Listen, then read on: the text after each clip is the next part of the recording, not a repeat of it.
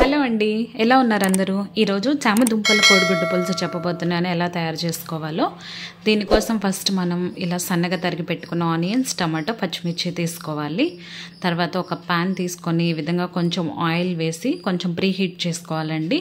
తర్వాత అది కొంచెం ఆయిల్ వేడెక్కాక మనం ఆల్రెడీ కట్ చేసి పెట్టుకున్నటువంటి ఉల్లిపాయ ముక్కలు వేసుకొని కొంచెం సేపు వేయించుకోవాలండి. అవి కొంచెం వేగేంత వరకు మనం స్టిర్ చేస్తూ ఉండాలి. ఆ విధంగా తిప్పుతూ ఉంటే మనకి అవి బాగా వేగుతూ ఉంటాయి అన్నమాట.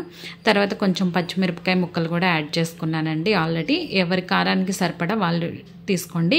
ఇక్కడ నేను 3 పచ్చిమిరపకాయలు తీసుకున్నాను. మాకు కారం తక్కువ తీసుకుంటాము కాబట్టి అంతే తీసుకున్నాను. అల్లం వెల్లుల్లి పేస్ట్ అండి, ఇది నేను రోట్లో నూరుకున్నాను. అల్లం వెల్లుల్లి పేస్ట్ ఎప్పటికప్పుడు ఫ్రెష్గా వేస్తే చాలా బాగుంటుందండి టేస్ట్.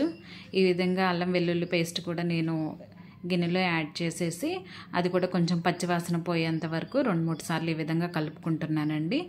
ఈ లోపల మనకి ఉల్లిపాయ ముక్కలు, పచ్చిమిరపకాయ ముక్కలు కూడా ఈ అల్లం వెల్లుల్లి పేస్ట్తో పాటు అవి కూడా వేగుతాయండి. అప్పుడు మనకి పచ్చివాసన పోతుంది. పచ్చివాసన పోతే రుచి బాగుంటుందండి.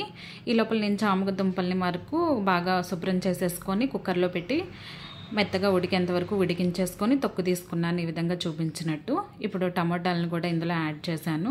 టమాటాలు కూడా 2 నిమిషాలు మగ్గాక ఈ విధంగా తొక్కు తీసి పెట్టుకున్నటువంటి చామదుంపలు, ఆల్రెడీ కోడిగుడ్లు కూడా ఉడకబెట్టుకొని పక్కన పెట్టుకున్నానండి. చామదుంపలు, కోడిగుడ్లు 2 కలిపి ఒకేసారి యాడ్ చేసేసాను. తర్వాత కొంచెం పసుపు, కొంచెం రుచికి సరిపడా ఉప్పు, ఈ 2 కూడా వేసి ఇంకోసారి కలయబెట్టుకుంటున్నాను. కోడిగుడ్లకి, చామదుంపల ముక్కలకి ఉప్పు, పసుపు మొత్తం పట్టేటట్టు మరీ ఎక్కువగా తిప్పమాకండి, లైట్గా తిప్పుతున్నాను కోడిగుడ్డు విడిపోకుండా ఉండటం కోసం. ఈ విధంగా 2-3 సార్లు మనం తిప్పుకున్నాక మళ్ళీ మూత పెట్టేస్తున్నానండి. అవంతా కూడా కొంచెం ఉప్పు కారాలు దీనికి పట్టడం కోసం. ఈ విధంగా మనకి ఒక 5 నిమిషాలు మగ్గించుకున్నాక మనకి అక్కడ ఆయిల్ కొంచెం ఎక్స్ట్రాక్ట్ అయినట్టు కనిపిస్తుంది, చూసారండి. ఆ విధంగా వస్తే చాలు, కొంచెం ఉడికినట్టు అనమాట. దాని తర్వాత మనకు రుచికి సరిపడా ఇందాక పచ్చిమిరపకాయలు వేసుకున్నాను కదండి, అవి 3 యాడ్ చేసుకున్నాను కాబట్టి ఇంకొంచెం కారం కూడా యాడ్ చేసుకుంటున్నాను. ఇక్కడ ఇంకొంచెం కారం కూడా పట్టిద్ది అనిపించింది, అందుకని యాడ్ చేశాను. తర్వాత లైట్గా కొంచెం వాటర్ పోసి ఇంకొంచెం సేపు మగ్గనిచ్చానండి. ఈ లోపల నేను చింతపండు తీసుకొని ఈ విధంగా చూపిస్తున్నట్టు రసం తీసుకొని పక్కన పెట్టుకున్నాను.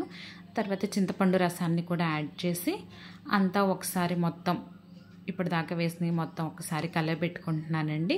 కలయబెట్టుకొని 2 నిమిషాలు మగ్గనిస్తే ఈ లోపల ఆ చింతపండు పులుపు కూడా దానికి పడుతుంది. అందుకని ఈ విధంగా కలయబెట్టుకొని పక్కన పెట్టుకుంటున్నాను. తర్వాత కొంచెం వాటర్ ఎక్కువ యాడ్ చేస్తే బెటర్ అనిపించింది ఇంకొంచెం, అందుకని ఇంకొంచెం యాడ్ చేశాను. తర్వాత ఇక్కడ చూపించినట్టు బెల్లం యాడ్ చేస్తున్నానండి. కొంచెం తీపి వరకే మేము తింటాము, అందుకని కొంచెం తీపి యాడ్ చేశాను. బెల్లం కూడా యాడ్ చేశాక ఇంకొకసారి కలయబెట్టుకోండి, అప్పుడు అన్నీ కలుస్తాయి. అంతేనండి, చాలా ఈజీగా 5 మినిట్స్లో అయిపోతుంది.